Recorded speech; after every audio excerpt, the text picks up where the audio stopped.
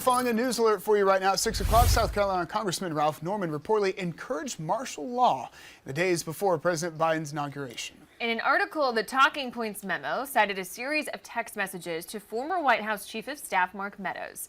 And Norman sent a message to Meadows January 17th of 2021, just 3 days before the inauguration, calling for then President Trump to invoke martial law. Now we asked Norman's office for a statement. Here it is for you. It reads, quote, "Obviously martial law was never warranted. That text message came from a source of frustration on the heels of countless unanswered questions about the integrity of the 2020 election without any way to slow down and examine those issues prior to the inauguration of the newly elected president."